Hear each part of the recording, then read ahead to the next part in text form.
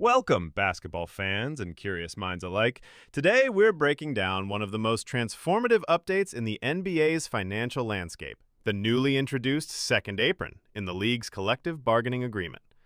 If you've been following the NBA's evolution, you'll know that the league has long used a luxury tax system to discourage excessive spending.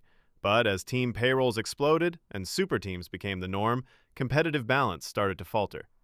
To address this, the NBA and the Players Association added a new wrinkle, the second apron. This change isn't just technical jargon, it's a pivotal move that could redefine team building and shift the power dynamics across the league.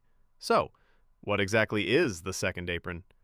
In essence, it's an additional salary threshold set about $17.5 million above the existing luxury tax line. Teams that exceed this upper tier face dramatic restrictions. Gone are the days when teams could easily make trades by combining salaries or signing talent through the taxpayer mid-level exception. If you're above the second apron, you can't trade for a player via sign-and-trade, and your maneuverability in free agency shrinks to a crawl. This mechanism essentially punishes deep-pocketed franchises who try to stretch their financial dominance too far, forcing a hard reckoning for front offices obsessed with stacking talent at all costs. Strategically, this new barrier throws a wrench into traditional team-building models. Front offices now have to get creative.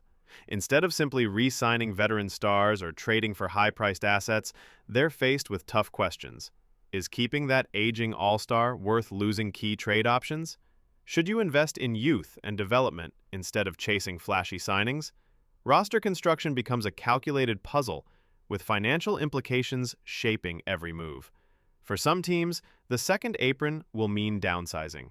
For others, it's a call to innovate. We'll likely see more emphasis on drafting well, developing talent in-house, and making stealthy signings that don't break the bank. But let's zoom out. At its core, this change reflects the NBA's broader push for parity. The league has battled for years against the imbalance between small market and big market teams. When rich franchises like the Warriors, Clippers, or Nets go on spending sprees, it puts teams in places like Oklahoma City or Charlotte at a massive disadvantage. The second apron aims to reset the scales.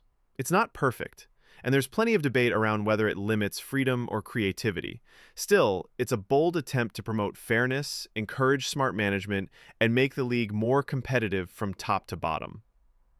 As we move forward, all eyes are on the outcome. Will super teams dissolve? Will surprise contenders emerge? Fans have mixed feelings. Some mourn the potential loss of stacked lineups, others celebrate the chaos and new possibilities. But one thing's for sure, the second apron is no minor adjustment. It's a seismic shift in how the NBA operates.